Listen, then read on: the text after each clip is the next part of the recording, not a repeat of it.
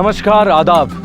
मैं अनूप सोनी आप सभी दर्शकों का क्राइम पेट्रोल दस्तक में दिल्ली से स्वागत करता हूं। मेरा नाम नहीं आना चाहिए। सवाल ही नहीं आता जी, आप बेफिक्र रहिए। किसी को भनक तक लगनी नहीं चाहिए कि सुपारी मैंने दी है। आज तक कभी ऐसा हुआ है क्या? तुम मुझे नहीं जानते, क्या समझे? किसने मारा और किसने मरवाया किसी को कभी पता नहीं चलेगा। काम ढंग से करियो, बंदा बचना नहीं चाहिए और किसी का भी नाम नहीं आना चाहिए। ठीक है। बारीकी से प्लानिंग, एक पेचीदा षड्यंत्र, सब कुछ एक कत्ल के लिए। क्या चलता होगा किसी के दिमाग में जब वो किसी इंसान को अपनी जिंदगी से दूर करने के लिए उस इंसान को हमेशा के लिए खत्म ही करना चाहता है। जलन, नफरत, दुश्मनी, ये सब इंसानी जज्बात जरूर हैं, लेकिन कत्ल करने की चाहत क्या कुदरती है? जब भी कोई कत्ल गहरी साजिश के साथ होता है तो खून के कुछ छींटे दस्तक बनकर हवा में उड़ते हैं और जुर्म के मास्टरमाइंड पर जा गिरते हैं। जुलाई 2011, नई दिल्ली। Good morning. और सुदेश और बलदेव, क्या हाल है? अच्छा, साहब है अंदर? हाँ, बैठे अंदर। 2 मिनट फ्री हो तो बात कर लो। हाँ हाँ, जा अंदर बात कर ले।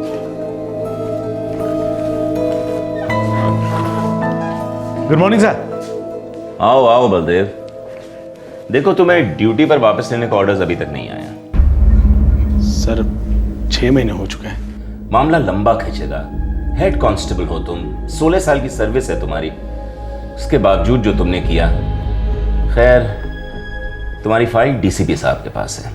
सर आप कुछ नहीं कर सकते? नहीं कर सकता बलदेव, और अगर कर पाता तो भी शायद नहीं करता।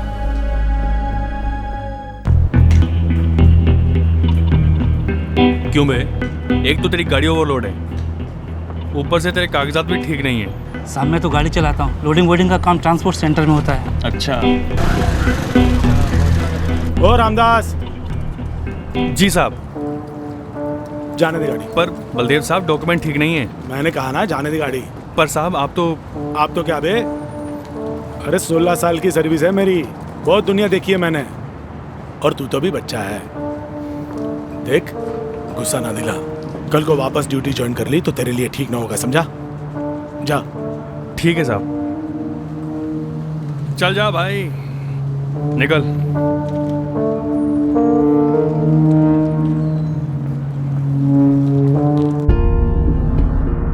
जितना भी होगा संभाल के लेके चलना, उसके बाद ही जो भी काम होगा वही। हाँ,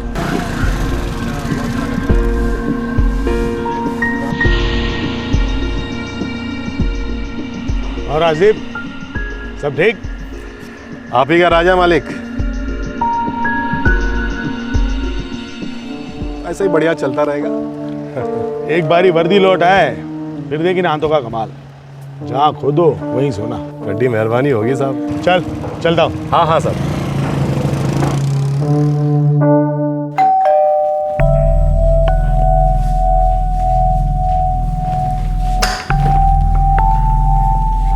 आ गए?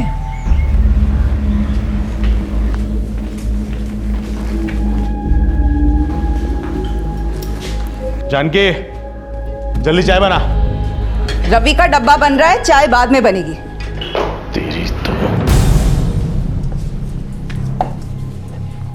एक चाय बनाने को कितना वक्त लगता है? लगते तो सिर्फ 2 मिनट है, लेकिन सुबह के 11 बजे 2 मिनट 2 घंटे के बराबर होते हैं। हजारों काम होते हैं घर में, लेकिन घर से आपका क्या लेना देना? मुझसे जो है ना, इज्जत से बात करियो, समझी? इज्जत कमाई जाती है। रवि के प्रिंसिपल ने 2 बार बुलाकर बेइज्जत किया है फीस को लेकर। सब्जी वाले और किराने वालों ने उधार देना बंद कर दिया, ताने कसने लगे। बस कर। एक जोड़ी सोने के कंगन थे, वो भी गिरवी रख दिए। और सुना? हाँ सुना, पर मुझे नहीं, जाके अपने बुढ़े बाप को सुना। फोकट में तुझे मेरे गले बांध दिया। पेशरवी की भी हद होती है। 11 साल हो गए शादी को, लेकिन आपका ये रिकॉर्ड बजना बंद ही नहीं होता।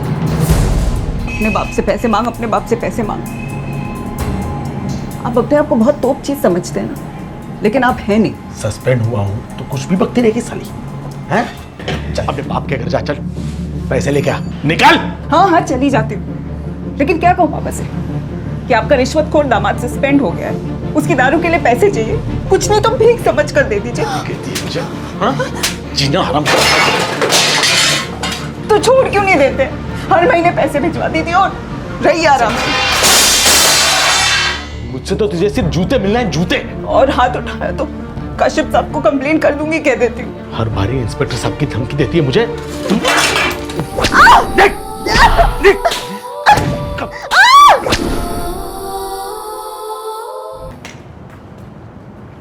मम्मी, पापा आपको क्यों मारते हैं? मेरी किस्मत ही खराब है बेटा। मेरी भी किस्मत खराब है, तो क्या पापा मुझे भी मारेंगे? नहीं मेरे बच्चे, ऐसी बातें नहीं करते। और एक बात याद रखना, अपने पापा जैसे कभी मत बनना। मैं आप जैसे बनूंगा मम्मी, और आपके साथ रहूंगा।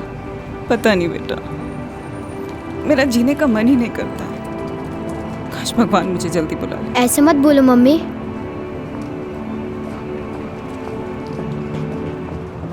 11 साल में एक दिन सुकून का नहीं बीता। पता नहीं यार मेरे बापू ने कहाँ से ऐसी सड़ी अलोरे मेरे मत्थे मार दी, जान ले लेती है यार। बलदेव साहब, घरवाली की बातों का टेंशन नहीं लेते। कैसे ना लूं राजदीप, अरे घर जाने का मन ही नहीं करता। उसका चेहरा देखते ही पारा चढ़ जाता है मेरा। मुझे लगता है फिलहाल तुम अपनी नौकरी को लेके परेशान हो। नहीं यार, जब सर्विस में था तब भी यही हाल था। हर दिन खून चूस लेती है मेरा, और हर दिन मेरा दिल करता है कि क्यों मर जाए, कुछ हो जाए उसे, चलवल जाए, गाड़ी के नीचे आ जाए, पर मेरी जिंदगी से जाए साली। काश मैं मर जाऊं, काश वो मर जाए। जब पति पत्नी एक दूसरे के लिए ऐसा सोचने लगे तो ये एक दस्तक है कि ये शादी मरम्मत से परे है। ऐसी शादी में नफरत इस कदर बुदबुदाती है कि हर झगड़े के बाद सामने वाले को मौत के ख्याल आते हैं। जुर्म इस शादी पर चील की तरह मंडराने लगता है, और फिर एक ऐसा दिन आता है जब ये दीमक खाई दुष्क्रिय शादी दम तोड़ देती है।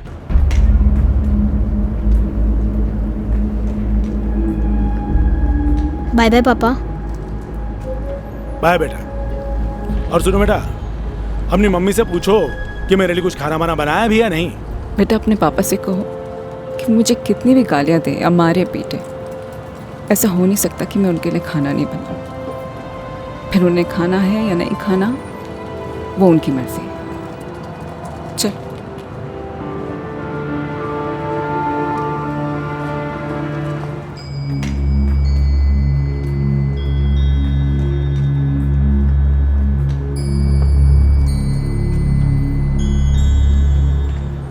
मम्मी, पापा हमेशा से ऐसे थे? ऐसे मतलब? गंदे, बुरे। बेटा ऐसे नहीं कहते। आपको वो अच्छे लगते हैं? पता नहीं बेटा।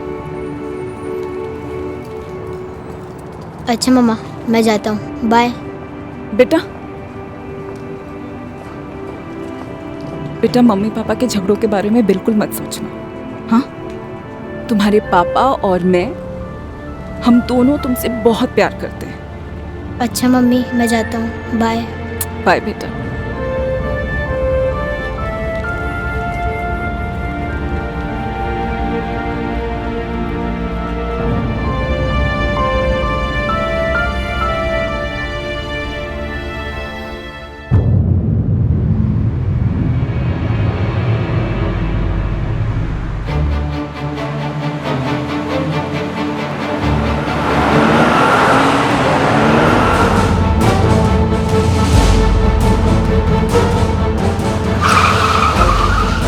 अरे अरे अरे क्या हो गया?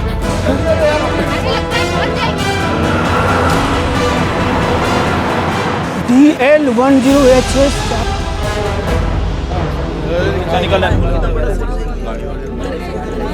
अरे सब लोग खड़े खड़े मुंह क्या देख रहे हो यार? कोई एम्बुलेंस को फोन करो।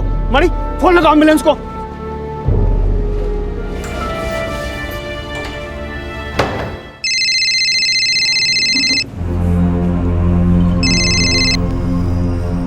हेलो, क्या? बलदेव साहब, ये एक्सीडेंट आपके बेटे रवि के स्कूल के सामने हुआ। कैसे हुआ?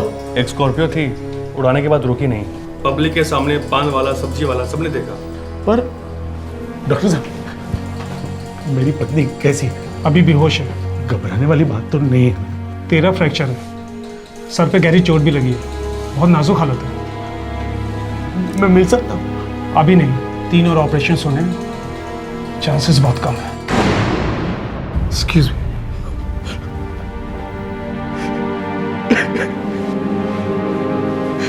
शांत हो जाओ।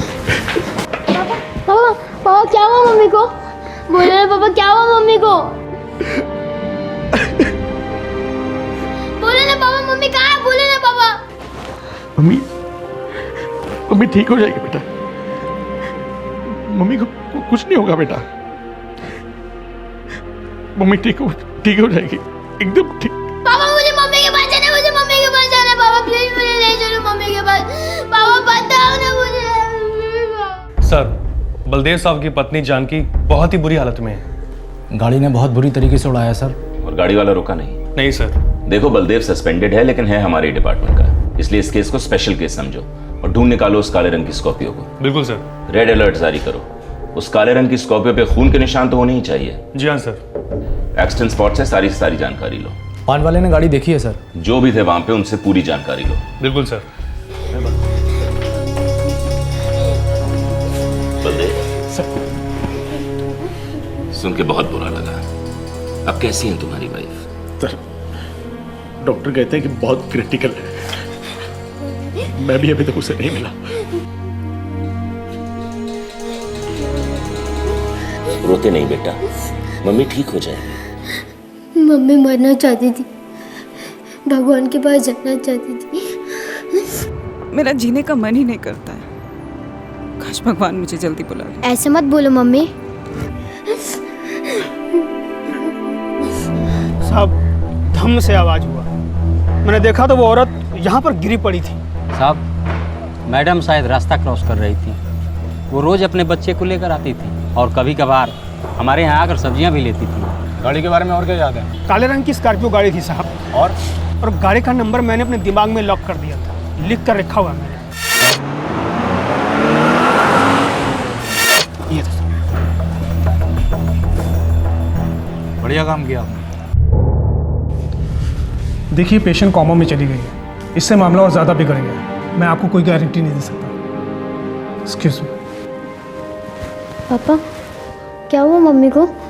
बोलो ना पापा, मम्मी को क्या हुआ? पापा बोलो ना मम्मी को क्या हुआ? पापा आप फिक्र मत करो, सब ठीक हो जाएगा। सर, पेट्रोल टीम ने इलाके के आसपास की लगभग सारी काले रंग की स्कॉर्पियो को चेक किया, मगर कुछ खास हाथ नहीं लगाया। लेकिन हाँ सर, पान वाले से गाड़ी का नंबर जरूर पता लगाया। फौरन पता करो कि गाड़ी किसके नाम पे रजिस्टर्ड है। जी सर। हमें ये गाड़ी और उसका मालिक तो बहुत जल्दी मिल जाएंगे, लेकिन ये केस उतना सीधा नहीं लगता। क्यों सर? हो सकता है कि बलदेव की बीवी जानकी को इस काले रंग की स्कॉर्पियो ने नहीं ठोका हो। सर, पूरी पब्लिक के सामने हुआ है एक्सीडेंट। हो सकता है कि बलदेव की बीवी खुद उस स्कॉर्पियो के सामने आ गई हो। वो अपने बेटे से भी मरने के बारे में बात कर रही थी ना। इन दोनों के बीच कुछ गड़बड़ थी, राइट? हाँ साहब, रोज का झगड़ा, रोज की टेंशन। पता नहीं था कि बात यहाँ तक आ सकती है। साहब, मैं बलदेव को 15 साल से जानता हूँ। आपके इस पुलिस स्टेशन में आने से पहले जानकी ने उस पर केस ठोका था। कब? कैसा केस? साहब, 6 साल पहले की बात है। सर, मेरे घर में 2 बहनें कुंवारी। पापा पाई जोड़ने की कोशिश कर रहे, लेकिन फिर भी पूरे नहीं पड़ रहे। देखिए सर, फिर से झूठ बोल रही है। देखिए, और नजरें तुम चुरा रहे हो। हम दोनों पुलिस वाले बलदेव झूठ सूंघ लेते हैं। अच्छी बीवी, तंदुरुस्त बच्चा, ढंग की नौकरी, सब कुछ है तुम्हारे पास। अपने हाथों से अपने घर को मत चलाओ बलदेव। और जानकी, इस बार तो तुम्हारी कंप्लेंट में दर्ज कर रहा हूं, लेकिन एक्शन नहीं दूंगा। मैं चाहता हूं तुम दोनों अपनी जिंदगी की शुरुआत एक नए सिरे से करो, एक दूसरे को समझने की कोशिश करो। लेकिन बलदेव, दोबारा कंप्लेंट आई तुम्हारी घरवाली से तो तुम अंदर जाओगे, समझे? फिर उसकी बीवी कभी कंप्लेंट करने को नहीं आई सर। सस्पेंड होने के बाद अपना बलदेव काफी ज्यादा पीने लगा था साहब। घर के हालात भी बहुत खस्ता हो गए थे। रोज मारता पीटता था अपनी बीवी को। हाँ, फिर डिप्रेशन में आके जानकी ने जान देने की कोशिश की होगी। तुम सबसे पहले स्कॉर्पियो के मालिक का पता लगाओ। देखो, सुसाइड का भी क्रिमिनल केस बनता है और एक्सीडेंट साइट से भागने का भी। लेकिन पहले जरा बात तो करते हैं इस गाड़ी वाले से। जी सर।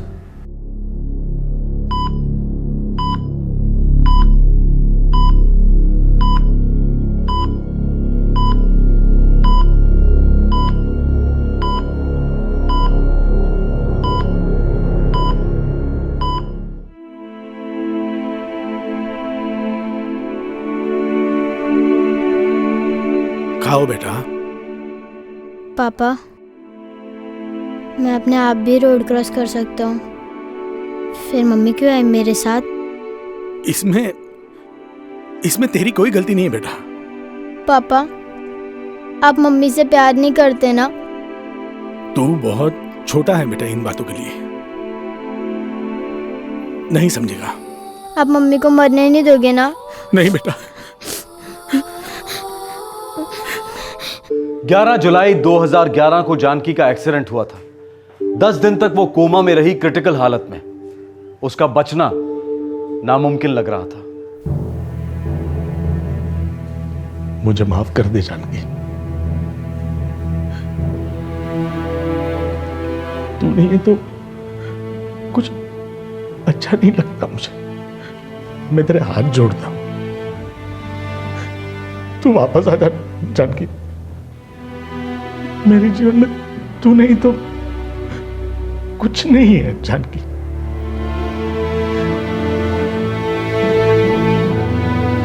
वापस आ जा। ये क्या कह रहे हो सुदेश? हाँ सर, इस नंबर पर कोई भी स्कॉर्पियो गाड़ी रजिस्टर्ड ही नहीं है। सर, ये नंबर एक ऑल्टो कार का है और ऑल्टो कार किसी दुर्गेश शर्मा के नाम से है और दुर्गेश शर्मा ग्रेटर कैलाश में रहता है। सर ज़रूर कोई आपको गलत फहमी हुई है।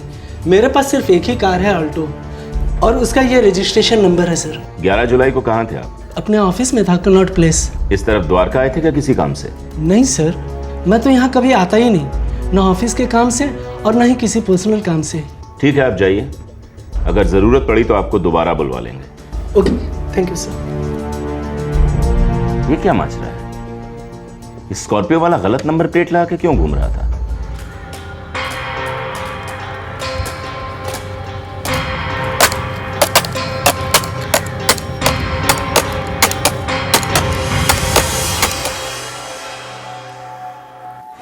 ये 50 है, बाकी के 25,000 तुझे अगले हफ्ते मिल जाएंगे। बाकी के 50,000 भाई, 1 लाख में सौदा हुआ था।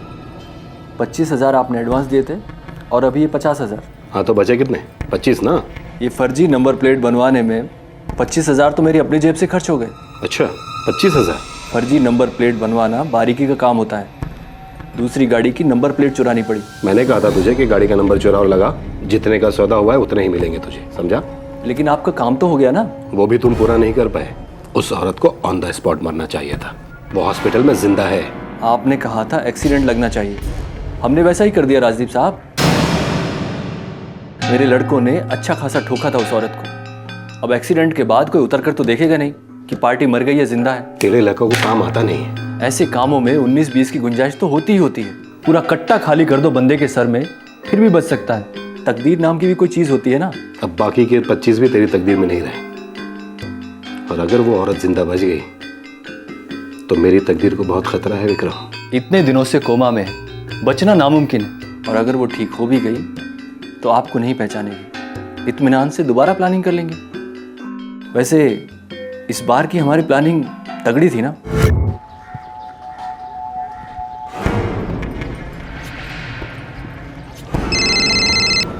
ओए बंटी, रेडी रहना। वो औरत किसी भी वक्त आ सकती है, फोन कट मत करना। जी विक्रम भैया।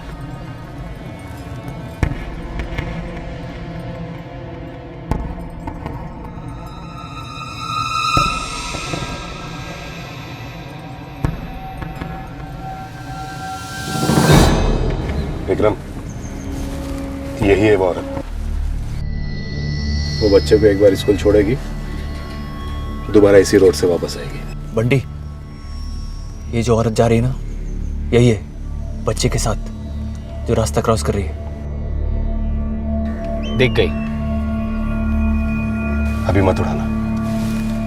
वो बच्चे को स्कूल छोड़ने के बाद दोबारा इस रास्ते से क्रॉस करेगी, तब तुम अपना काम पूरा करना, समझा? वो बच्चे को स्कूल छोड़कर फिर से रास्ता क्रॉस करेगी, तभी कुछ चल देना। जी विक्रम भैया। अच्छा मम्मा, मैं जाता हूँ, बाय। बेटा बेटा, मम्मी पापा के झगड़ों के बारे में बिल्कुल मत सोचना। हाँ, तुम्हारे पापा और मैं, हम दोनों तुमसे बहुत प्यार करते हैं। अच्छा मम्मी, मैं जाता हूँ, बाय। बाय बेटा।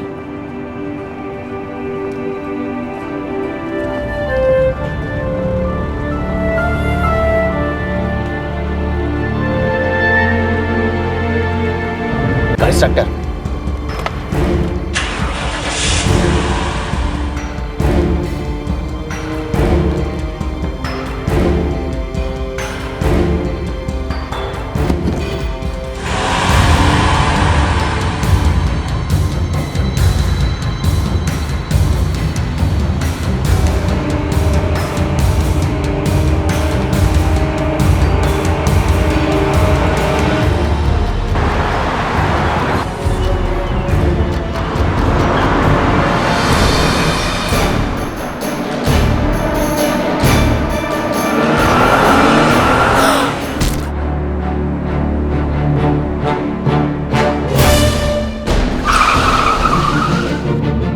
अरे अरे अरे क्या हो गया?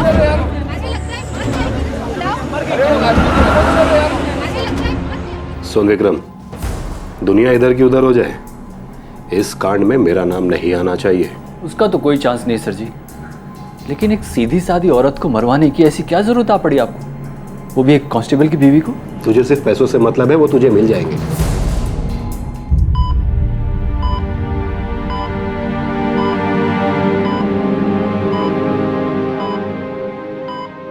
देखो बलदेव, मामला थोड़ा पेचीदा है। बताइए डॉक्टर साहब।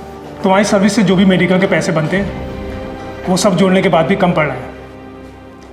तुम्हारी पत्नी का ट्रीटमेंट काफ़ी लंबा चलेगा और महंगा भी। बस जानकी जिंदा रहे डॉक्टर साहब, पैसे आ जाएंगे। देखो बलदेव, मैं तुम्हारी पत्नी के लिए वेलफेयर फंड से कुछ ना कुछ जरूर निकलवाऊंगा, लेकिन तुम्हारे सस्पेंशन ऑर्डर के बारे में कुछ नहीं कर सकता। ये दोनों अलग अलग चीजें हैं, तुम समझ रहे हो ना? जी सर। बलदेव, मैं जान गया हूं कि तुम्हारे और तुम्हारी बीवी के बीच कुछ टेंशन थी। सर, टेंशन किस घर में नहीं होती। इस हद तक नहीं होती कि पत्नी सुसाइड करने की कोशिश करे। ना सर ना, मैं मानता हूं कि मेरे और जानकी के बीच में काफी झगड़े होते थे और हर बार मेरी ही गलती होती थी, पर जानकी इतनी बड़ी गलती कभी नहीं कर सकती सर। हमारा बेटा उसकी जान है सर, और उसके रहते जानकी सुसाइड का सोच ही नहीं सकती। बलदेव, जिस गाड़ी ने तुम्हारी बीवी को उड़ाया वो हमें अभी तक नहीं मिली है, लेकिन मैं इतना जान गया हूं कि ये एक normal hit and run case नहीं है। सर, मुझे इस वक्त इतना ही मालूम है कि मेरी जानकी बचनी चाहिए। समझता हूं बलदेव, और इसलिए चाहता हूं कि तुम भी समझो कि इस केस में टाइम लगेगा। समझता हूं सर, जानकी को भी घर आने को टाइम लगेगा।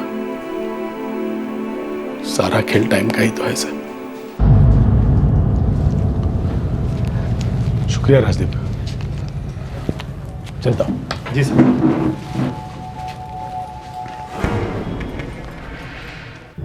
सस्पेंडेड कांस्टेबल बलदेव सिंह की पत्नी जानकी 1 महीने तक कोमा में रही और उस दौरान बलदेव सिंह हमेशा उसके पास बैठा रहा, इंतजार करता रहा। पुलिस ने इस केस की फाइल क्लोज नहीं की थी, पर इस केस में कोई हेडवे नहीं मिल रहा था, एक भी सुराग हाथ नहीं लगा था। अब सवाल यह था कि यह अटेम्प्टेड मर्डर क्यों अटेम्प्ट किया गया है? ट्रांसपोर्ट ऑपरेटर राजदीप का इस फुल प्रूफ प्लान के साथ क्या कनेक्शन है? पुलिस के काम में अक्सर तकदीर भी दस्तक देती है। 1.5 महीने बाद सितंबर 2011 में किसी और केस ने इस केस का पिटारा खोला। सर, ये धीरेन गबरी कुछ कहना चाहता है। किस बारे में? सर, वो द्वारका में जो दुकान लूटी गई थी ना गहनों की, उसके बारे में। उस लूट में जो बाइक इस्तेमाल हुई थी ना साहब, चोरी की थी साहब। ये खबर है तेरी?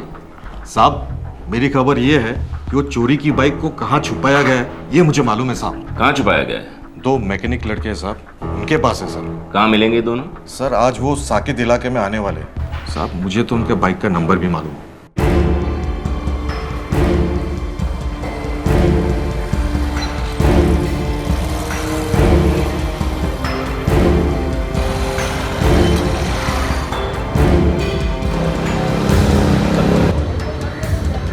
सर, ये वही बाइक है।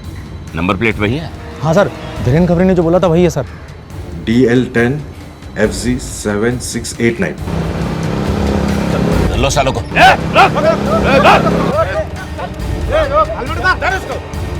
क्या हुआ भाई?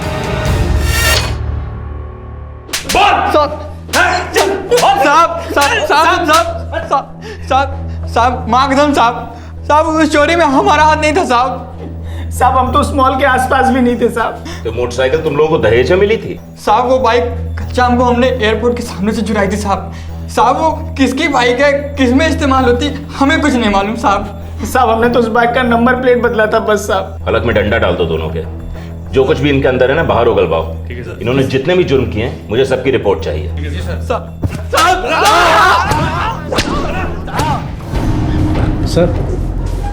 सर वो 2 लड़के छोटू और बंटी, उन्होंने काफ़ी कुछ उल्टी कर दी है। कुछ खास? सर अपने बलदेव सिंह की बीवी का जो एक्सीडेंट हुआ है ना, इनका हाथ था उसमें? हाँ सर, वो काले रंग की स्कॉर्पियो ये दोनों ही चला रहे थे। अच्छा, तो तुम दोनों वो स्कॉर्पियो चला रहे थे? जी साहब। और उस पे नंबर प्लेट किसी दूसरी गाड़ी की लगी हुई थी? जी साहब। कौन सा कांड करके भाग रहे थे तुम लोग? कोई कांड करके नहीं सर। हाँ? तो नंबर प्लेट का तुमने टाइम पास के लिए बदली थी? एक औरत को उड़ाना था साहब, सुपारी मिली थी। हेड कांस्टेबल बलदेव सिंह की बीवी जानकी को स्कॉर्पियो के नीचे कुचलकर जान से मारने की सुपारी मिली थी तुम लोगों को? जी साहब। क्यों? साहब सुपारी में कोई क्यों नहीं पूछता, हम तो उस औरत को जानते भी नहीं थे साहब, बस हमें पैसे मिले और हमने उस पर गाड़ी चढ़ा दी।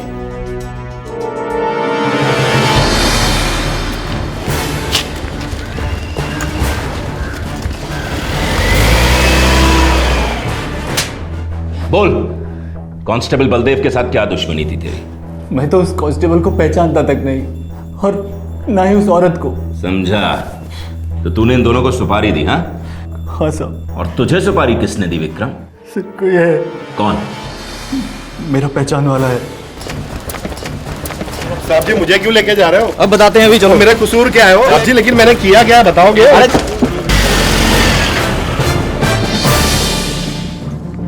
क्या रिश्ता है तेरा बलदेव की पत्नी के साथ? देख अभी टाइम दे रहा हूं, बोल दे। बलदेव की बीवी के साथ मेरा कोई रिश्ता नहीं था। फिर तूने उसकी सुपारी क्यों दी? एक्सीडेंट के समय तू ही मौजूद था, तूने ही उसको पहचाना, ऑर्डर दिए और फिर खड़ा तमाशा देखता रहा। क्यों?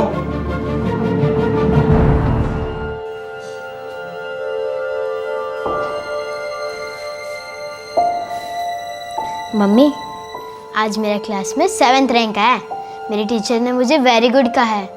अब से मैं आपको तंग भी नहीं करूँगा और अपने आप से पढ़ूंगा।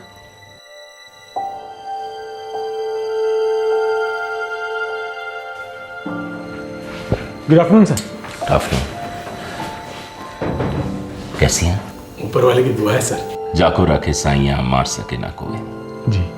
सुदेश। जी सर। जाओ जरा बच्चे को कैंटीन में आइसक्रीम खिला के लाओ। जी साहब। आओ बेटा, आइसक्रीम खाने चलते हैं। आ जाओ।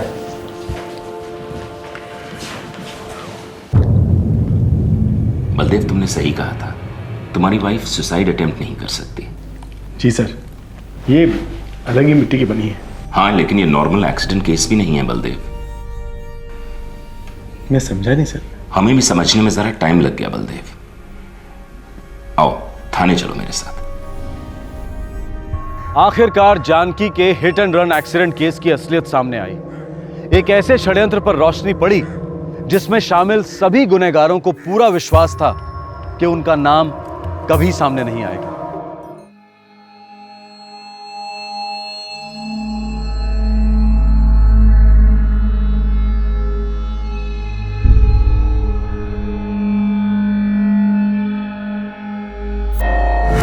ग्यारह साल में एक दिन सुकून का नहीं बीता।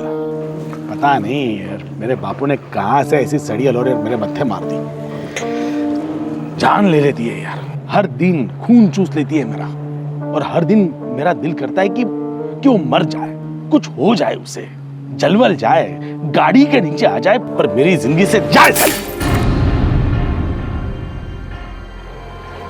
राजदीप, उस तरफ से एक गाड़ी आ रही है फुल स्पीड, और इस तरफ मेरी जिंदगी का सबसे बड़ा बोझ मेरी पत्नी। धड़ा सर कुचल कर निकल जाती है गाड़ी, उसका कचुम्बर बना देती है। साहब मुझे लगता है आज आपको कुछ ज्यादा ही हो गई है, तभी आप ये उल्टी सीधी बातें कर रहे हैं। नहीं यार, ये सपना तो मैं हर रोज देखता हूँ। एक बार ये मेरा सपना सच हो जाए तो सुकून की नींद सो जाऊंगा। अरे बलदेव साहब, 2 घूंट और मार लीजिए, चैन की नींद आ जाएगी आपको। नहीं, पहले मेरा सपना सच होगा, बाद में ही घूंट मारूंगा। हम दोनों मिलके मारेंगे। बोल, मेरी मदद करेगा ना? ये क्या कह रहे हैं आप साहब? पिछले 16 साल से तेरी मदद करते आया हूँ राजदीप, और बड़ी नोटें छापी है तूने मेरी मेहरबानी से। मैंने भी आज तक आपके किसी भी काम को ना नहीं बोला है। तो अब भी मत करना। एक बारी मेरा सस्पेंशन हट जाए तो फिर से तेरे काम का आदमी बन जाऊंगा। मेरी पत्नी जानकी का एक्सीडेंट करवा दे। इतना मत सोच, आए दिन तेरी ट्रकों का एक्सीडेंट हुआ करता है। हाँ लेकिन साहब, अगर मेरा ट्रक इसमें इन्वॉल्व हुआ तो बवाल हो जाएगा। तो किसी और की गाड़ी इस्तेमाल कर, कुछ ऐसा कर कि जिसमें उसका नाम ना आए, तेरा भी नाम ना आए और ना ही मेरा। विक्रम, मेरे लिए कर दे यार। कर तो मैं दूंगा, लेकिन खर्चा तगड़ा होगा। जितना खर्चा लगेगा ना मैं करूंगा, लेकिन एक बात का ध्यान रखना, इस पूरे कांड में मेरा नाम कहीं नहीं आना चाहिए। बस एक एक्सीडेंट तो करना है, नकली नंबर प्लेट लगाओ, उड़ाओ और उड़ जाओ वहां से। कभी किसी को भनक नहीं होगी। लेकिन पकड़े गए तो? पकड़े गए तो क्या, बेल हो जाएगी। हमें पैसे कितने मिलेंगे?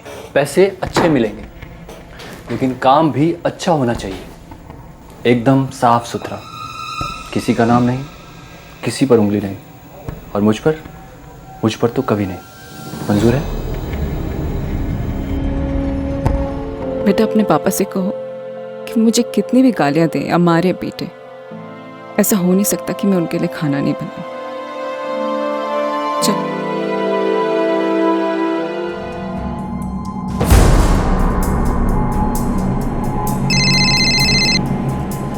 हाँ साहब। हाँ, वो निकल चुकी है घर से, बस किसी भी वक्त पहुंचती होगी। वो पहचानते तो हो ना ठीक से? बहुत अच्छी तरह से पहचानता हूँ। काम संभल के करियो, किसी का नाम ना आने पाए।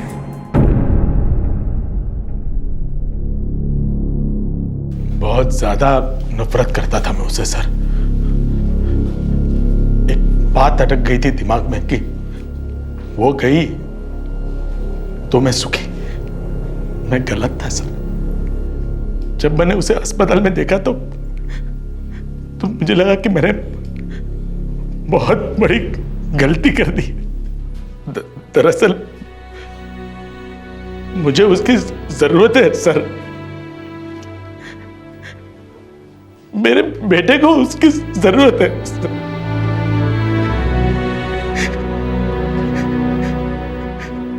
उसके बगैर बिल्कुल काले काले लगता है सर।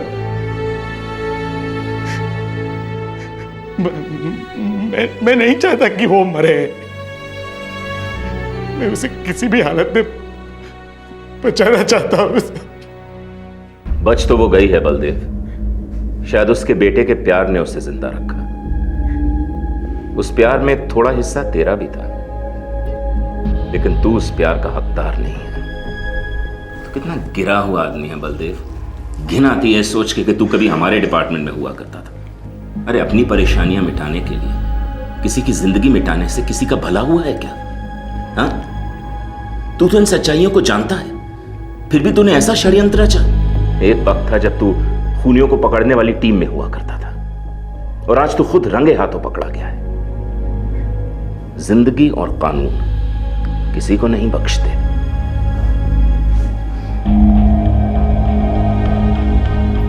निबंध का शीर्षक है मेरा परिवार। मेरे परिवार में मैं हूँ, मेरे पापा हैं और मेरी मम्मी है। हम तीनों एक दूसरे से बहुत प्यार करते हैं। पापा और मम्मी दोनों मिलकर मेरा बहुत ख्याल रखते हैं।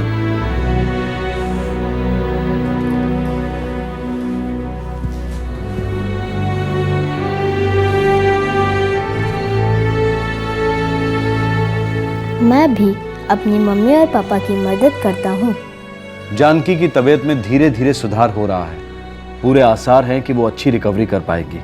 बलदेव और जानकी का छोटा सा लड़का रवि इस बहुत बड़ी और कड़वी सच्चाई से वाकिफ है कि उसके पिता ने ही उसकी मां की हत्या करवाने की कोशिश की, पर जानकी अब तक इस बात से अनजान है।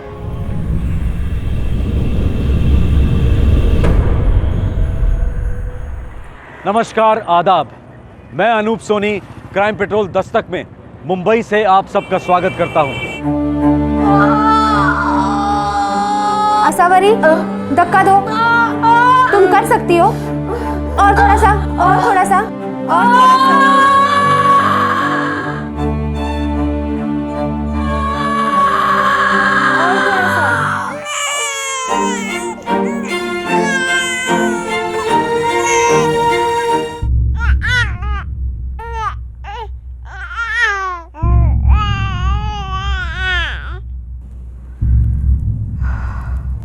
मुबारक हो, लड़की हुई है। देवा हो देवा, लक्ष्मी आई है घर पे।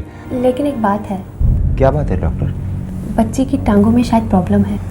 देखिए, घबराने की बात नहीं है। अभी कुछ भी कहना बहुत जल्दी होगा, पर हाँ, मेरी एक सलाह है कि आप जल्दी इसे किसी पेडिट्रिशियन को दिखाइए। वो क्या होता है? मतलब बच्चों का डॉक्टर। आप चाहे तो मैं आज ही आपकी अपॉइंटमेंट करवा देती हूँ। घबराने की बात नहीं है। अगर कोई मुश्किल है तो उसका हल भी है। जी।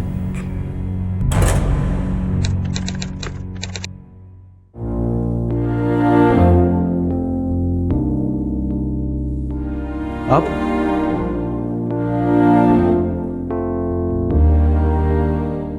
बेटा कुछ हल्का हल्का महसूस हो रहा है?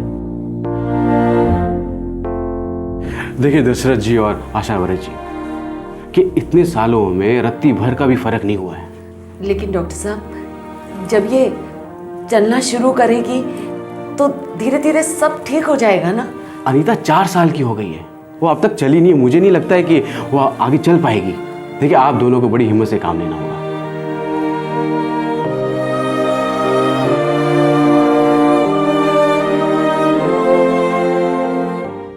एक विकलांग बच्चा पैदा होता है, इलाज की कोई गुंजाइश नहीं। इसे कुदरत की मर्जी मानकर समझौता किया जाता है। लेकिन प्रकृति इतनी भी निर्दयी नहीं है। वो दस्तक देती है कि अपंग बच्चा चल नहीं सकता, लेकिन जिंदगी चला जरूर सकता है। बस आवश्यकता है तो आत्मविश्वास की और माता पिता के प्यार की। इस केस में अनीता की टांगें नाकाम जरूर थी, लेकिन उसकी दिमागी हालत काफी तेज थी।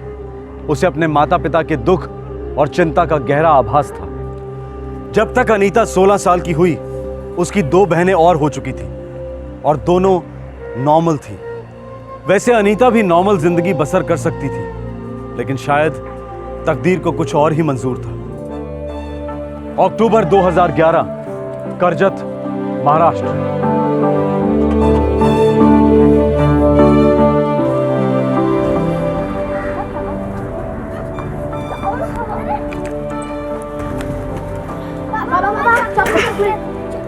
एक मिनट बेटा, 1 मिनट, साइकिल तो खड़ी कर ले। ये लो, ये तुम पकड़ो और ये तुम पकड़ो, ये तुम पकड़ो।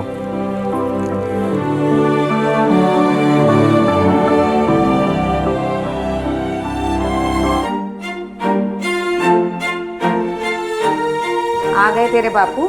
हो आए। जा, 1 गिलास पानी दिया बापू को।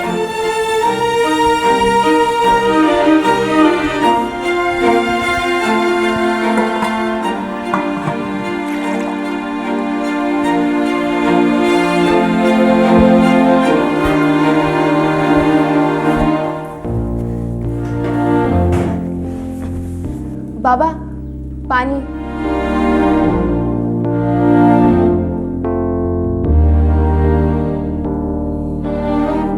तो क्यों पानी लेके आती है? कितनी बार कहा है कि मुझे ये सब अच्छा नहीं लगता है। ए अनीता की माँ, तेरे दिमाग को लकवा मार गया है क्या? अरे ये ठीक से चल भी नहीं पाती है और इससे घर का काम करवाती रहती है। अब बंद करिए रोज रोज का नाटक, समझी?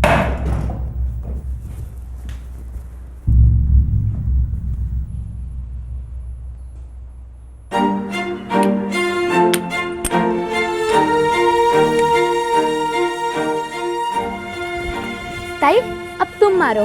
हाँ।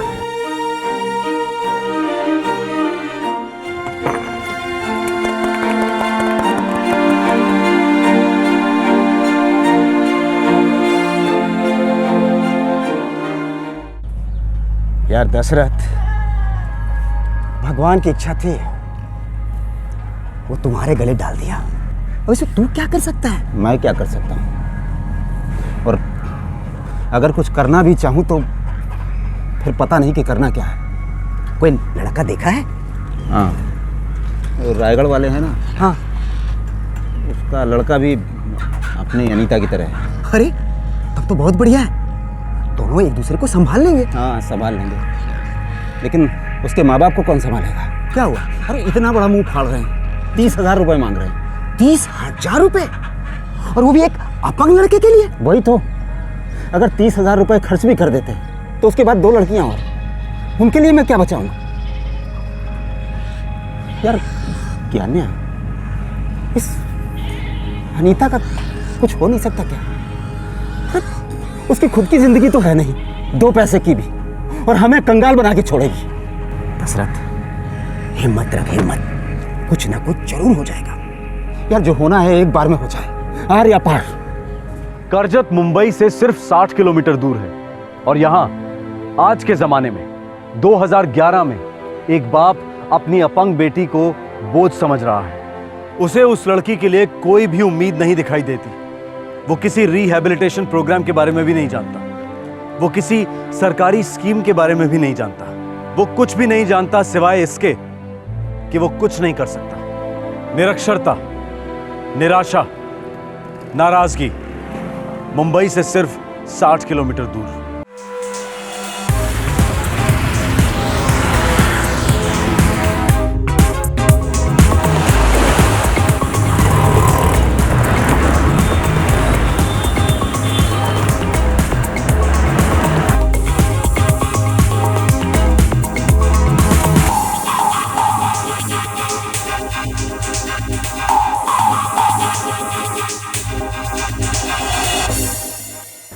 मुंबई भारत की इकोनॉमी की रीढ़, मुंबई करोड़ों लोगों के सपनों की नगरी, एक ऐसा शहर जहां पर पैसा मजहब है, पैसा ही जुबान है और पैसा ही पहचान है। यहां कमाने पर कोई रोक नहीं, खर्चे पर कोई टोक नहीं। दुनिया भर में हो रही तरक्की का हर कदम मुंबई पर जरूर पड़ता है। दरअसल ये पूरा शहर एक शॉपिंग मॉल है जहां पर सब कुछ मिलता है, सब कुछ बिकता है, सब कुछ।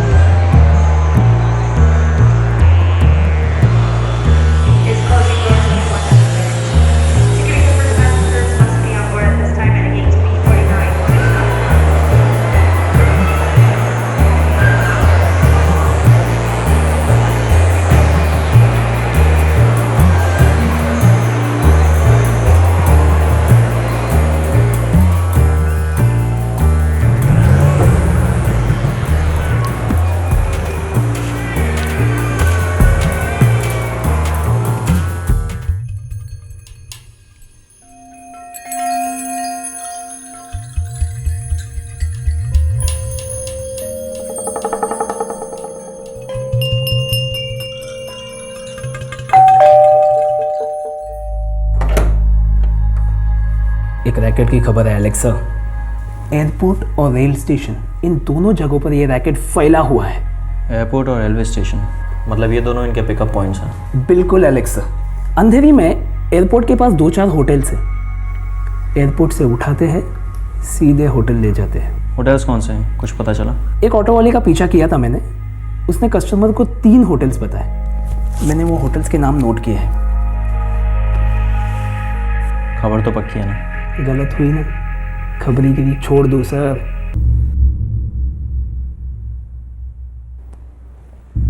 सर वो एलेक्स आया है, एनजीओ वाला बंदा।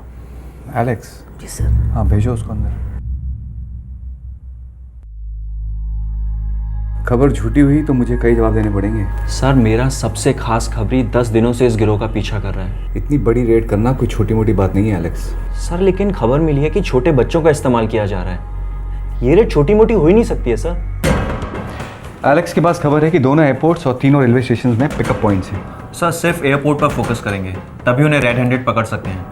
हमें मेजर खबर उसी सेक्टर की मिली है। एयरपोर्ट से निकलने वाला हर मेल पैसेंजर पहले ऑटो रिक्शा पकड़ता है और तब उन्हें होटल के साथ साथ स्पेशल सर्विस भी ऑफर किया जाता है। होटल्स के बारे में कोई खबर सर? मेरे आदमी ने 1-2 नाम दिए तो हैं, पर उन पर ब्लाइंड रेड करना मुनासिब नहीं होगा। ऑटो रिक्शा वाला जहाँ लेकर जाएगा वही टारगेट होगा। हम आज रात ही ऑपरेशन रेस्क्यू लॉन्च करेंगे और प्रकाश तुम कस्टमर बन के जाओगे। यस सर, और हमारी टीम ऑटो का पीछा करेगी सर। सारी टीम्स तुम्हारे इशारे का इंतजार करेंगी और जैसे ही ग्रीन सिग्नल मिलेगा एक टीम रेड करेगी और बाकी की टीम बाहर फुल अलर्ट पर होगी सर। मैं चाहता हूँ कि इस ऑपरेशन में सिर्फ तुम 4 लोग इन्वॉल्व होने चाहिए और अगर किसी और की ज़रूरत पड़े तो लास्ट मोमेंट पे तुम्हारा सिग्नल मिलने के बाद लोकल पुलिस स्टेशन को अलर्ट कर देना। समझ गया सर। मुंबई में सब कुछ बिकता है, लेकिन सोने चांदी से रोशन इस शहर में कुछ ऐसे अंधेरे इलाके भी हैं जहां लोग अपना ईमान, अपनी इंसानियत बेचकर छोटे बच्चों से जिस्म का सौदा करवाते हैं। जी हाँ, चाइल्ड प्रोस्टिट्यूशन के केसेस मुंबई में बढ़ते जा रहे हैं। कई एनजीओज इन बच्चों को बचाने की पूरी कोशिश कर रही हैं। इस घिनौने जुर्म से लड़ने के लिए मुंबई पुलिस की एक स्पेशल सोशल सर्विस ब्रांच भी है। नवंबर 2011 में इस स्पेशल ब्रांच ने एक ऑपरेशन माउंट किया। मुंबई के कुछ होटलों में प्रोस्टिट्यूशन रैकेट की पक्की खबर थी और इस रेड ने रोशनी डाली कि अंधेरी के अंधेरे में वहशत राज कर रही थी।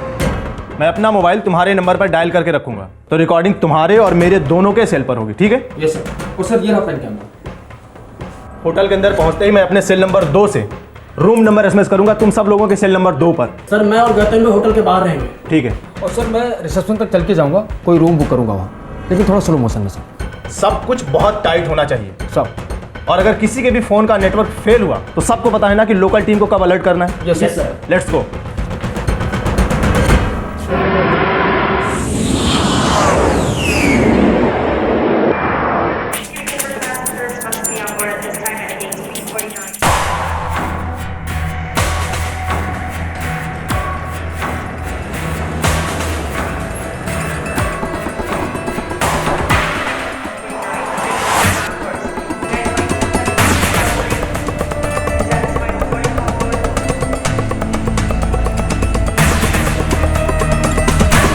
रिक्शा वाला मिला? हाँ सर। चलो ना हवलदार साहब। एक रिक्शा निकला है, वो वेटिंग में तीसरा है सर। हाँ ठीक है, दिख गया, पकड़ता हूँ।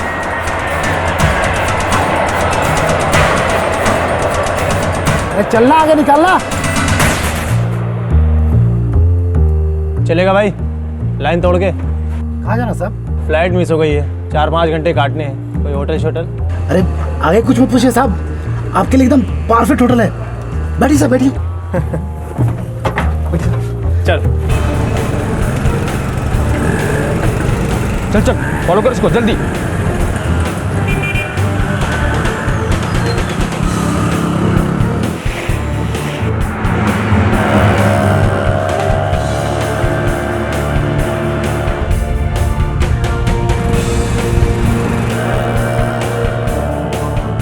वैसे कौन सी फ्लाइट मिस हुई साहब? एमिरेट्स, दुबई की फ्लाइट, कनेक्टिंग फ्लाइट मिस हो गई। फॉरेन जा रहे हैं? Out of India?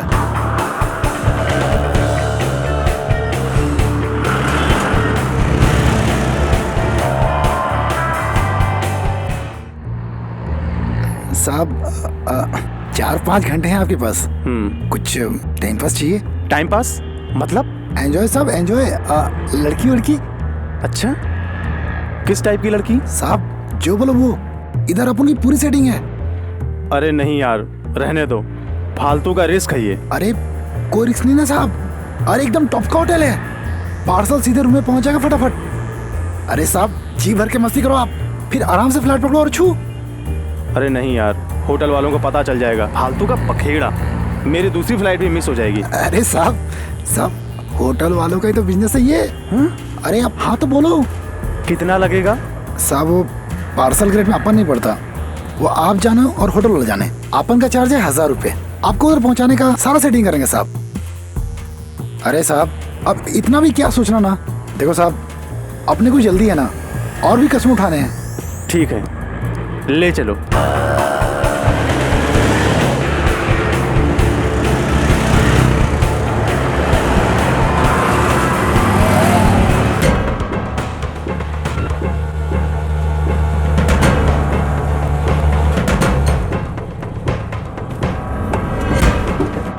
दो मिनट साहब, जरा सेटिंग करके आता हूँ।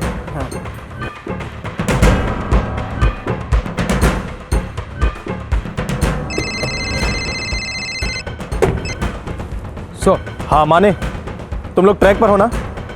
होटल आकाश रेजिडेंसी के बाहर ही हो ना? यस सर, हम लोग बिल्कुल एकदम आपके पीछे पार्कड हैं, होटल आकाश रेजिडेंसी।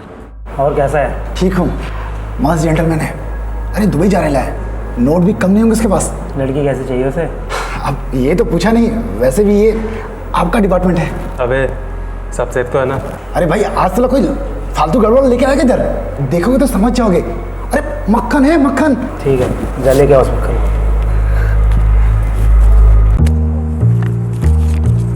अरे साहब एक पति कम है। एयरपोर्ट से यहाँ तक का 50 रुपए से भी नीचे होता है, 450 एक्स्ट्रा दिया है। अरे साहब मजाक मत करो। अरे आपने मेरे रेट को हाँ बोला था ना, तब तो आपको इधर लेके आया। अब काहे को मच में साहब। अरे पहले लड़की तो देखो। जरूरत नहीं पड़ेगी साहब, इधर आलतू फालतू लोग नहीं है। अरे सब A1 आइटम लोग हैं। अरे सब फटफट इंग्लिश बोलने वाली है। ऐसा? हाँ चलो ठीक है, देखता हूँ क्या A1 आइटम है। ठीक है साहब।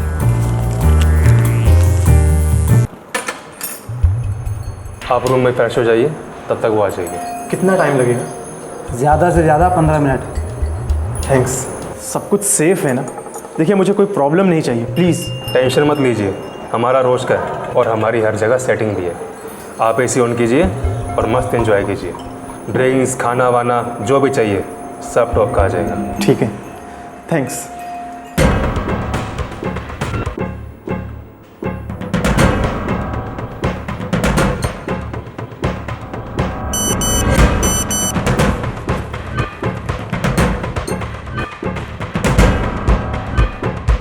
हाँ गोमती, एक सीधा बंदा है। अच्छा क्या माल है तेरे पास? अब भी के अब भी मेरे पास 3 फुल साइज है और 1 हाफ साइज है। अरे नहीं 2 हाफ साइज थी, वो अभी थोड़ी देर पहले कस्टमर के पास बैठे लिए। अच्छा एक काम कर, तू खुद आकर बात कर ले इससे। अच्छा चल मैं आती हूँ। ए यूनुस, पार्सल टेम्पो में डाल, चल।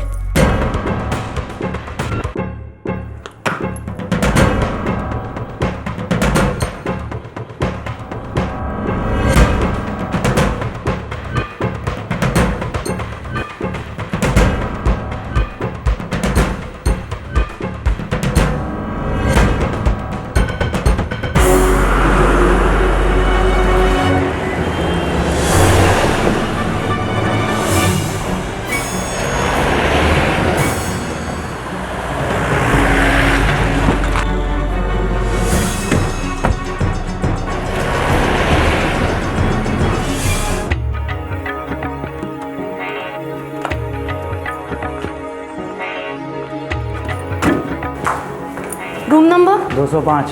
बुड्ढा है क्या? और पिए ना? अरे तू कब से कस्टमर के उम्र और तबीयत की चिंता करने लगी?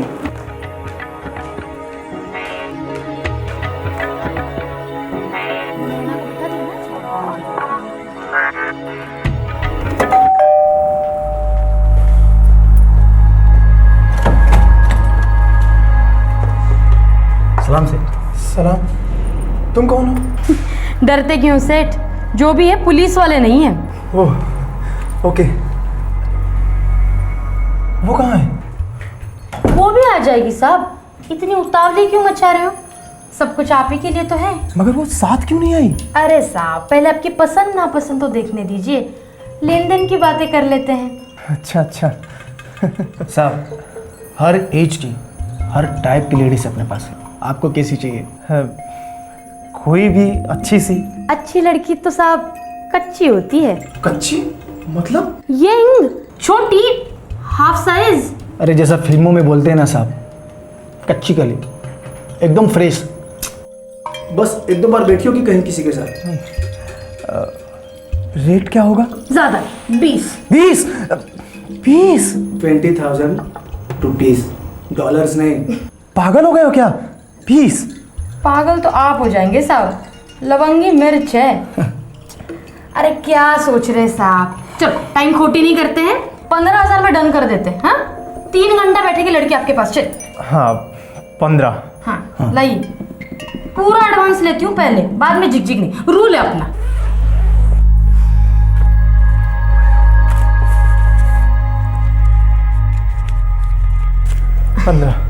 जी बस 5 मिनट में लड़की आ जाएगी, फिर जो मन करे सो नाम दो, जो दिल करे सो वो काम लो। चल रहे।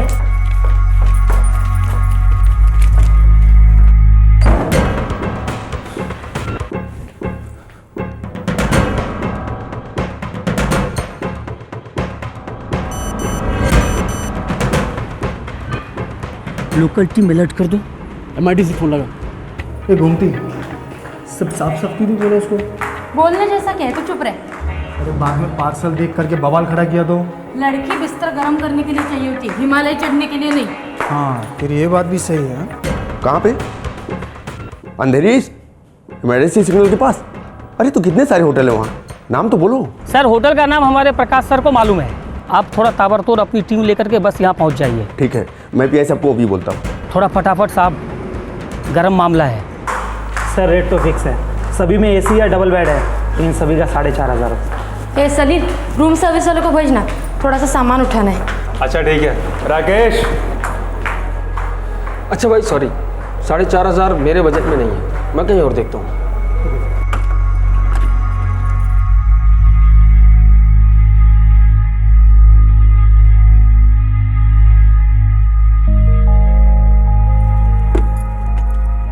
ओए चपड़ चपड़,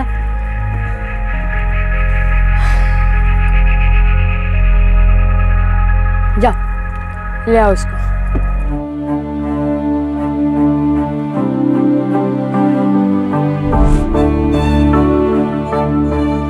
बाबा पानी।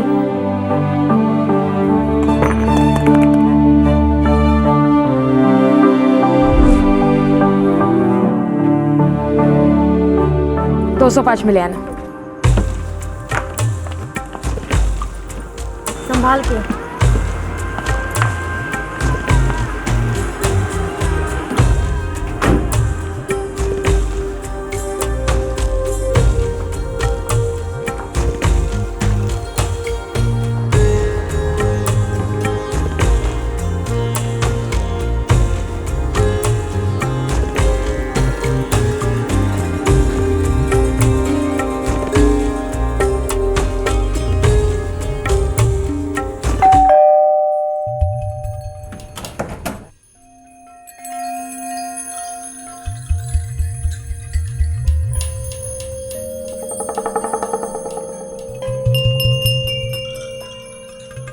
ये क्या हो रहा है? अरे टेंशन क्यों लेते हो साहब, चलो।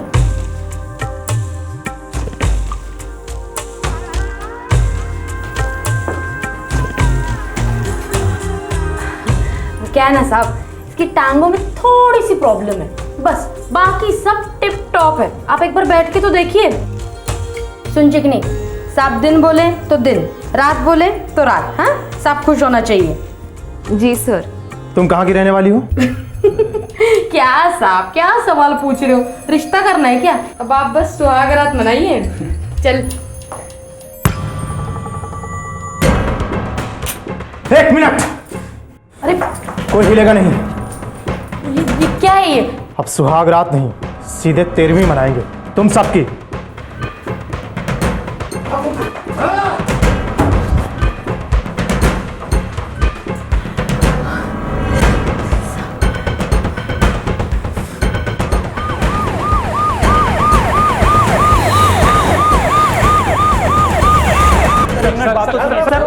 रजिस्टर चेक कर लीजिए। मेरी बात सुनिए सर, मेरी बात सुनिए सर। रजिस्टर रुकिए, रजिस्टर आप रजिस्टर समझ। हेलो इसको ले जाओ। मैडम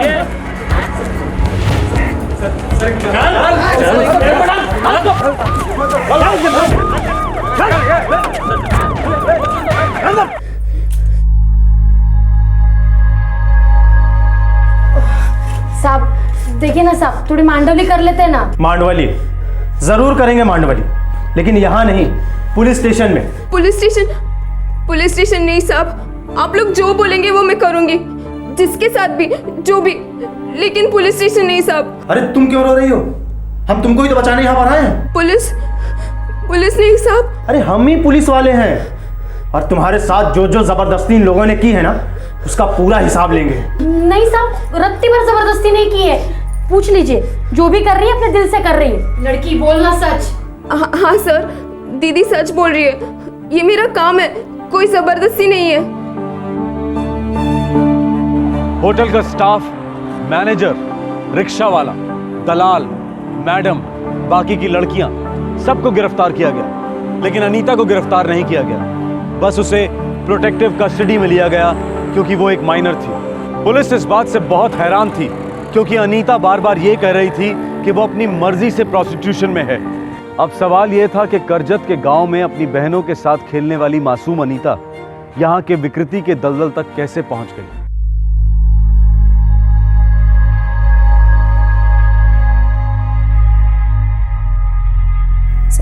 साहब मैं हाथ जोड़ती हूँ, मुझे जेल में मत डालिए साहब। नहीं अनीता, तुम्हें जेल में नहीं डाला जा रहा है, तुम्हें करेक्शन सेंटर भेजा जा रहा है। वो क्या होता है साहब? अनीता, वो एक ऐसी जगह है जहाँ तुम्हारी ठीक से देखभाल की जाएगी। तुम्हें वो बुरे दिन दोबारा नहीं देखने पड़ेंगे अनीता।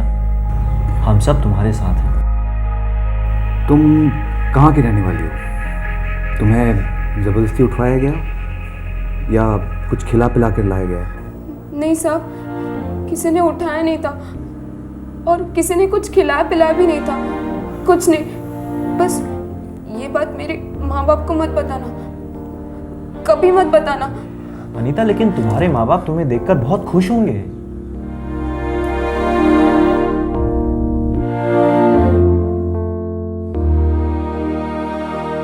कुठे चालीस ग ताई? पता नहीं, बस जा रही हूँ कहीं। जाओ ना कस ग ताई। हाँ ताई, आप मत जाओ, हम आपको कभी परेशान नहीं करेंगे। चुप रहो तुम दोनों, तुम लोग मुझे कभी परेशान नहीं करते। वो बस मैंने ही परेशान किया है आई और बाबा को। तुम दोनों समझ जाओगे किसी दिन। सुनो जी, मैं फिर कह रही हूँ, ऐसे मत भेजो मेरी अनीता को। अरे वो चल नहीं सकती तो क्या हुआ? आखिर खून है हमारा। हाँ, हमारा खून है, खून चूस चूस कर ही बड़ी हुई है हमारा, और आने वाले सालों में सारा खून उसके अंदर होगा हमारा। अब सबके सामने यहाँ नौटंकी मत करो, समझी? ए वहीनी, समझो कि लड़की के भाग खुल गए। ये बंटी है ना, बंटी, ऐसे कई लड़कियों की शादी उसने उत्तर प्रदेश में करवाई है। हाँ, और एक बार जिसको वचन दे देता है ना, पलट कर मुंह करता नहीं है। देखना, हमारी बेटी वहां पर राज करेगी।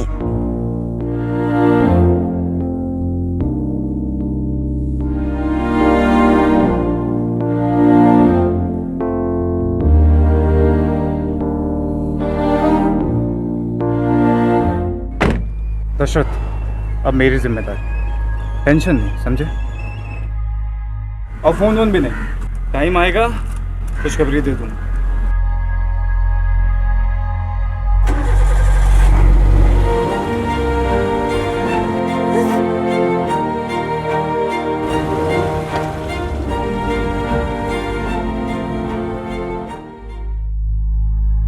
वहाँ से तुम यूपी तो गई नहीं होगी?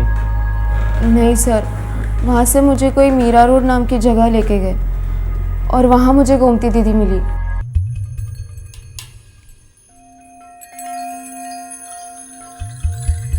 अरे उसके पैरों में बांधा है, तेरे आंखों में तो नहीं। क्या करूंगी इसका? सर्कस खोला है मैंने। अरे दीदी, अलग अलग लोगों को अलग अलग खाना पसंद है कि नहीं? अच्छा, और कस्टमर कौन ढूंढ के लाएगा उसके लिए? तेरा बाप, मेरा बाप या इसका बाप? साला हर बार पार्सल करने में कितना त्रास होगा, लेने के देने पड़ जाएंगे। अरे दीदी, डिस्काउंट देता हूँ ना इसके लिए। मेरे को 20 की पड़ी, आप 25 दे दो। 25 साल से मैं इस धंधे में हूँ। इस टूटे खिलौने के 5000 से ऊपर नहीं दूंगी मैं। बच्चे की जान लोगी क्या दीदी? 10 की तो मेरी खरीद है। अभी बोल रहा था 20, अब बोल रहा है 10। फोकट में मिलियन तेरे को? हाँ, धंधे की कसम 10। तो 11 ले ले, वरना वापस ले जा। नहीं रे दीदी, समझाना यार क्या। पूनम, अच्छे से खाना खा। क्या है, दुबली होती जा रही है दिन ब दिन। दीदी, हाँ, क्या 11 क्या बोल रही है? 1000 रुपये तो उस साले टैक्सी वाले को दिया, करजत से इधर तक का। एक काम करना, 13 दे दे। 12.5 से ऊपर एक पैसा नहीं दूंगी, यूनुस। और बेटा, खाना पसंद आया? अच्छे से खाना। हाँ, अनीता, आज से गोमती दीदी ही तुम्हारी सब कुछ है। मस्त ख्याल रखेंगे तुम्हारा, उनको कभी नाराज मत करना, जो बोले वो करना। दादा, ये दीदी मेरी शादी कराएंगी? देखो, तुम्हारी शादी नहीं होने वाली। इसका क्या मतलब है दादा? देखो, तुम छोटी बच्ची तो हो नहीं। एक बात समझो, तुमसे शादी कोई नहीं करेगा। तो फिर हम इधर क्यों आए हैं? तुम्हारी लाइफ बनाने। ये जो गोमती दीदी है ना, ये सारे बच्चों को काम पे लगाती है, अच्छे पैसे भी मिलते हैं। तुम अब किसी पर भी बोझ नहीं, ना तो तेरे बाप पर ना अपने आप पर। काम कर, पैसे कमा और मस्त रह। कैसा काम दादा? जो भी हो, जैसा भी हो, तुम्हारे बाप के सिर से तुम्हारी शादी का बोझ तो हटा। फिर तेरी बहनों की भी तो शादी होगी। बस बस, इससे आगे कुछ मत सोच। अच्छा, मैं भी चलता हूँ, बीच बीच में आता हूँ।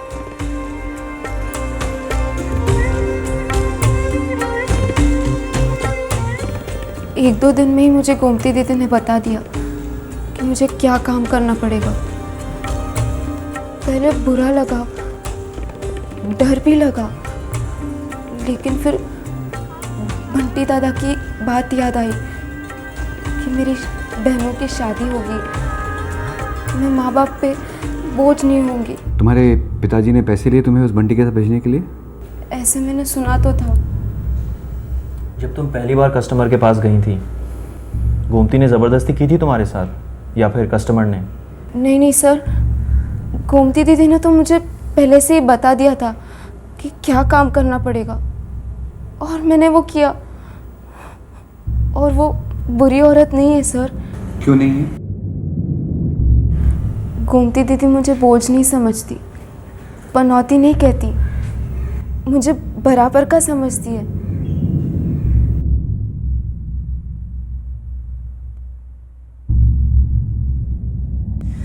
इसे स्टॉकहोम सिंड्रोम बोलते हैं सर। इसमें पीड़ित एक ऐसे शौक में चला जाता है जहां उसे अपने सारे जुल्म सही लगते हैं, यहाँ तक कि अपनी जुल्मी की सोच के साथ आइडेंटिफाई भी करने लगता है। कभी कभी तो उसे पूछने भी लगता है सर। इस लड़की को कभी किसी ने इंसान नहीं समझा। इसके बाप ने भी हमेशा इसे बोझ माना है। Correct sir. और इसीलिए वो इस गोमती मैडम में एक फादर फिगर खोजने लगी। इस लड़की के बाप को तुरंत हाजिर करो। प्रकाश। Yes sir. मुझे लगता है कि काउंसलिंग के बाद इसकी सोच बदल सकती है। बिल्कुल सर, प्यार और भरोसा इसके कॉन्फिडेंस को उठाएगा, जो इस वक्त काफ़ी वीक है सर।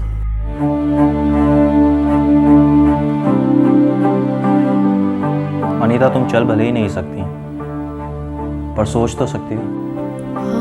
अनीता, तुम्हारा दिमाग काफ़ी तेज है, हाथ फर्स्ट क्लास है, तुम काफ़ी कुछ कर सकती हो। जैसे कि हाथों से किया जाने वाला काम सीख सकती हो। ऐसे कई सारे हुनर हैं जो तुम्हें वहाँ सिखाए जाएंगे। जेल में ना? आप मुझे जेल भेज रहे हो ना? नहीं नहीं अनीता, तुम्हें तो जुवेनाइल कोर्ट आज़ाद कर चुका है। मैं ट्रेनिंग सेंटर की बात कर रहा हूँ। जो भी हो सर, मुझे वापस मेरे माँ बाप के यहाँ नहीं जाना। क्यों अनीता? बल्कि वो तो कल तुम्हें लेने आ रहे हैं। वो सर, वो मुझे बोझ समझते हैं। उनके सामने मुझे भी लगता है कि मैं बोझ हूँ, बेकार हूँ।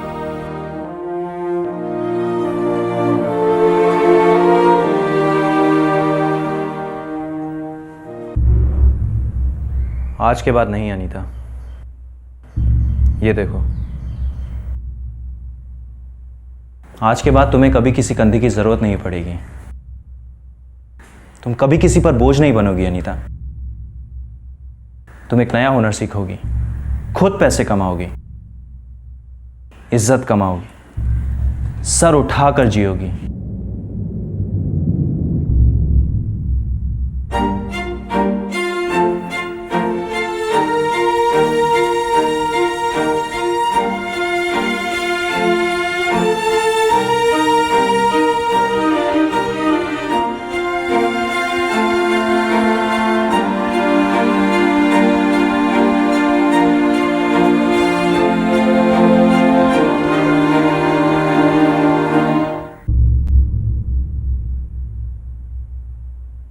दशरथ, तुमने 10,000 रुपयों के लिए अपनी बेटी को भेड़ियों के हाथों बेच दिया।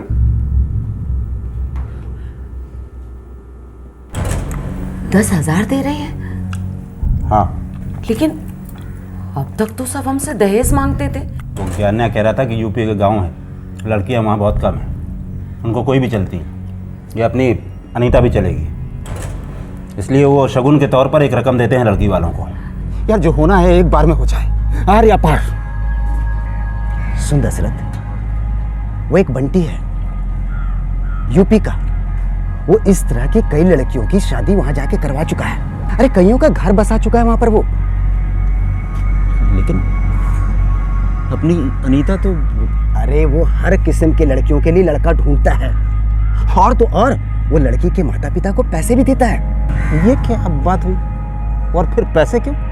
ये तो हमें पता नहीं दशरथ, पर इतना मालूम है कि वो लड़की के माता पिता को पैसे देता है, और उससे हम 2 ही 4 बार तो मिले हैं दशरथ, वो भी रेलवे स्टेशन पर। तो अपनी अनीता का कुछ हो सकता है क्या? अरे क्यों नहीं, उसी की तो बात छेड़ी है हमने उससे। हमारी बच्ची के साथ कुछ गलत किया तो उसने? कुदरत ने जितना गलत किया है ना, उससे ज्यादा गलत नहीं होगा।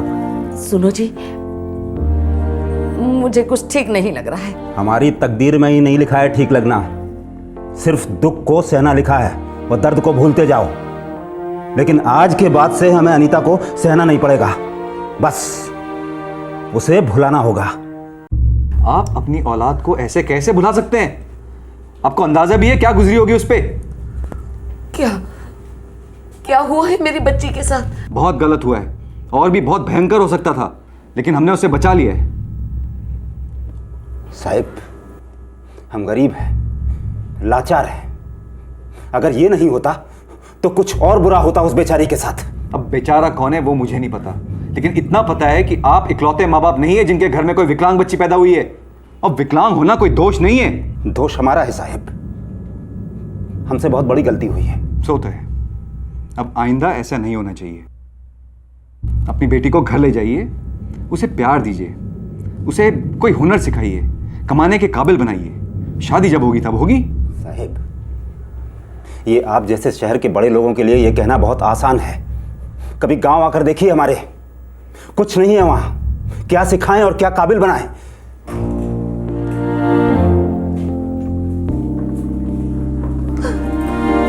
अनीता, मेरी बच्ची, कैसी है तू? कैसी है मेरी बच्ची? देखो ना जी, हमारी बच्ची आ गई, हमारी बच्ची हमें मिल गई, हमारी बच्ची हमें मिल गई।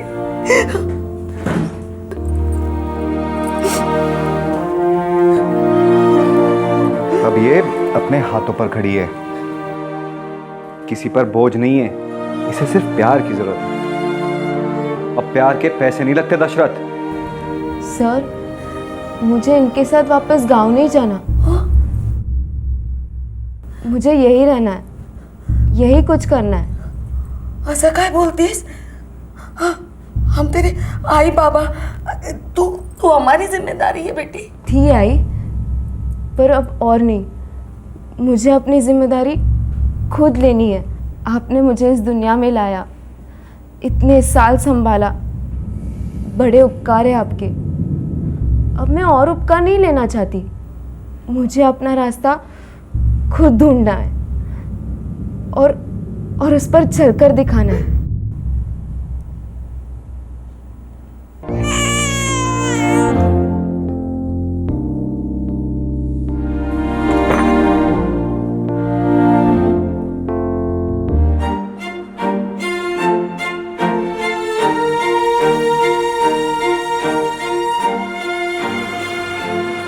अभी देखो मैं आउट करने वाली हूँ। नहीं नहीं